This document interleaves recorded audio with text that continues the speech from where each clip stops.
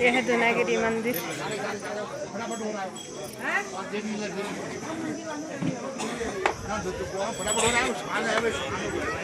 One two three मैं वही थी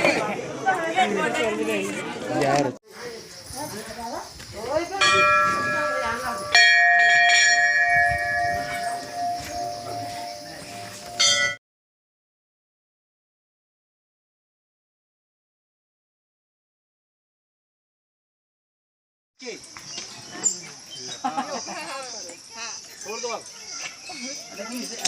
अरे क्या नहीं वन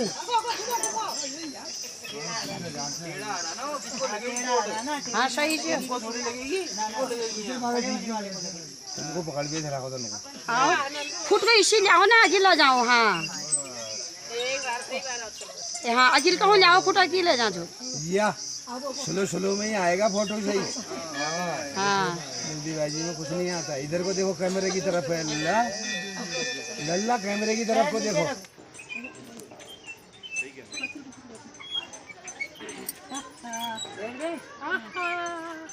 जय माता की जय माता जय माता की जय माता की जोर से बोलो जय माता की जय माता की जय माता की। चलो भैया सुना रही है हाँ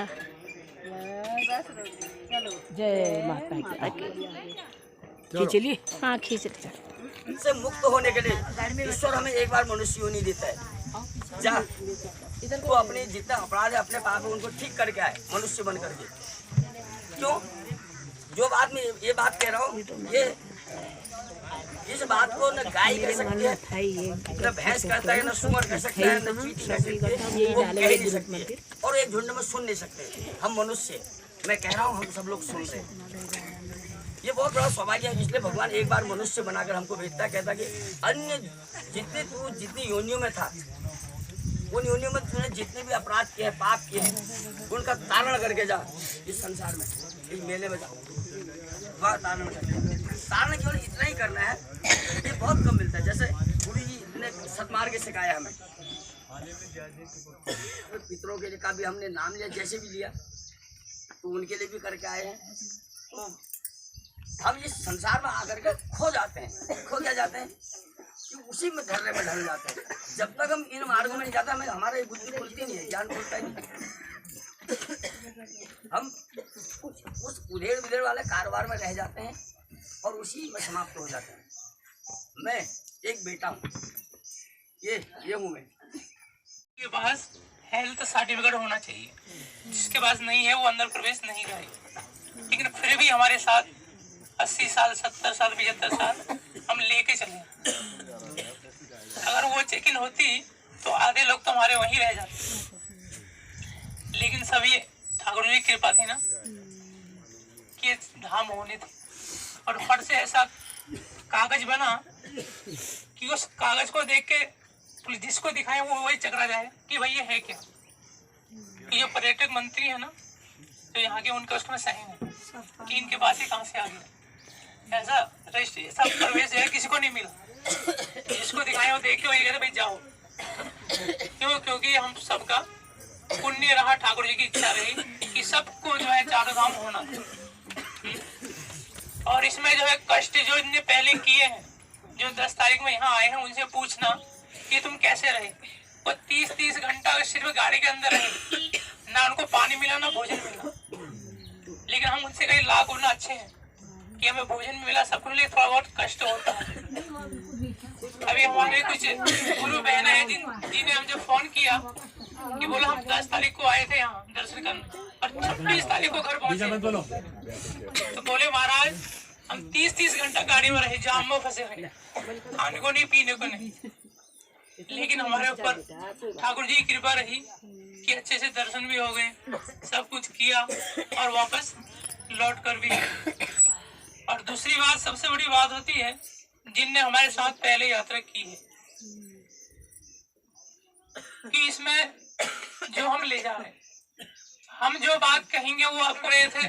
मेरे साथ धामी जी हैं, जब भी मैं इनको वृंदावन लेके जाता हूँ ये 2 किलोमीटर नहीं चल पाते,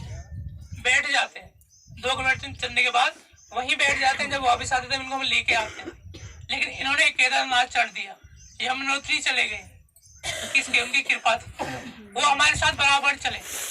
केदारनाथ में हम 1:30 बजे सबके सब ऊपर पहुंच चुके थे, एक साथ वहां से चढ़े हैं और 1:30 बजे हम वहां पहुंच गए हैं। उसके बाद लाइन में लगे और 5 बजे हम सबने दर्शन कर लिए थे।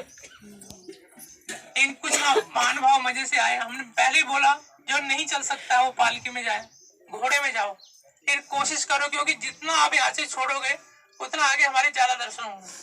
अभी केदारनाथ में बहुत सारे दर्शन थे, नहीं बद्रीनाथ में जो आपने देखे भी नहीं, सुना भी नहीं होगा, क्योंकि मैं तो यहाँ 1 हफ्ता, इससे पहले हमने कथा की थी, भागवत कथा, तो हम 1 हफ्ता रहा तो हमने सारे वो तीर्थ देखे हुए।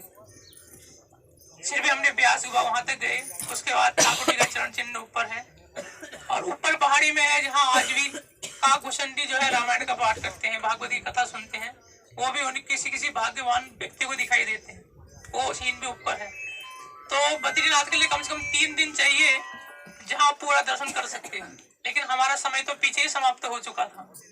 गाड़ी हमने बुक की थी 18 से लेकर 28 तक के लिए, उसमें भी 10 से 11 दिन हो चुके थे, 2 दिन हमारे हरिद्वार में लग गए, लेकिन फिर भी ठाकुर जी की कृपा रही कि सब हमारा काम ठीक ठाक हो गया। लेकिन कुछ बीच में बस को रोका, उसके बाद एक बस हमने 8:30 बजे तक भी रोकी, तब तक भी लोग नहीं आए। फिर बस वाला क्योंकि पार्किंग से बाहर निकल चुका था और बाहर जाम लगता है, तो इसलिए हम फिर छोड़ के आगे आ गया। लेकिन ये कुछ निर्देश जो है वो मानने पड़ते हैं। इससे पहले भी हमने बहुत सारे लोगों को यात्रा कराया है, वृंदावन का कराया है, द्वारिका का कराया है और राजस्थान जयपुर ले गए हैं। उनसे एक ही बात हम कहते हैं, भाई जो हम बोलेंगे वो आपको करना पड़ेगा, आप अपनी मर्जी से कहीं नहीं जाओ। और हमने कहा है कि आपको जाना है और दर्शन के आना है तो आना है, भ्रमण करना है, लेकिन अपने जो घर के चार धाम यही हमको स्वर्ग मोक्ष की प्राप्ति कराने वाले हैं, वही आज आपके हो चुके हैं। और लास्ट में देवी माँ की कृपा भी हो गई है। ये जो देवी माँ की कृपा है, ये मंदिर है, ये वैष्णो देवी के बाद दूसरा नंबर आता है और उन्हीं की कृपा है ठाकुर जी की, बोला जाते जाते इनके भी दर्शन करके जाओ। तो इसलिए देखो कहाँ से कहाँ, ये 14 किलोमीटर हम एक्स्ट्रा आ गए, ये रोड से आउट है, फिर हमें वहीं जाना है, फिर आगे की यात्रा करेंगे। तो इतनी बड़ी जो हमारी कृपा होती जा रही है, हमें इतने दर्शन हो रहे हैं, तो ये हमारे कोई पुण्य तो रहे होंगे। और जो कष्ट होते हैं क्या है जानते हो, ये हमारे पाप है जो कम हो रहे हैं। पाप कभी नहीं चाहता है कि आपको सुख की प्राप्ति हो, वो आपको पीछे को खींचता है। कभी आपके टांगों में दर्द कर देगा, कभी आपको पेट खराब कर चल ना पाए, लेकिन अगर आपके पुण्य है, आप हिम्मत करोगे तो आगे बढ़ोगे। जो आगे बढ़ेगा वही उसको पाएगा। जैसे कोई व्यक्ति होता है ना, सन्यासी होने जाता है या ठाकुर जी के शरण में जाना चाह रहा, तो उसको रोकने वाले 50 होते हैं। अरे कहाँ जा रहा है, क्या मिलेगा वहां जाके, तू क्या करेगा। ये क्या है, ये हमारे पाप है जो पीछे को खींचते हैं। तो हमारा पुण्य है तो हम आगे बढ़ेंगे, जो आगे बढ़ा तो उसी को भगवान मिले, जो पीछे बढ़ा तो वो फिर इस नरक में ही पड़ा रहेगा। तो इसलिए कष्ट क्या है, हमारे पाप है जो धीरे धीरे कम हो रहे हैं। लेकिन फिर भी हमने 4 धाम यात्रा की, रुके नहीं कोई।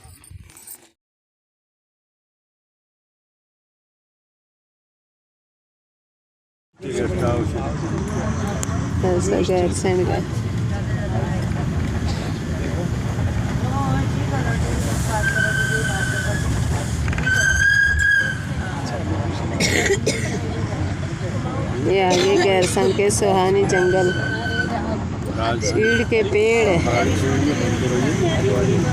जैसे हमारे गांव में रहते हैं चीड़ के पेड़। इसको देख के अपने गांव की याद आई।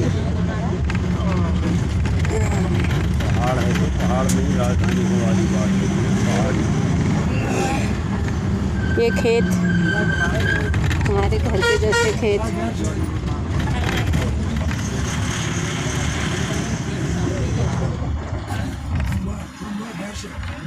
ये अभी हम गैरसैंण में हैं। अब हम जाएंगे सिद्धिविनायक मंदिर को, उसके बाद शाम को पहुंचेंगे अपने घर हल्द्वानी। फराड़ी से जहाँ हम रुके थे वहाँ से 4 किलोमीटर साइड में, जहाँ हम रुके थे वहाँ से साइड में रुके। ये गैरसैंण का इलाका।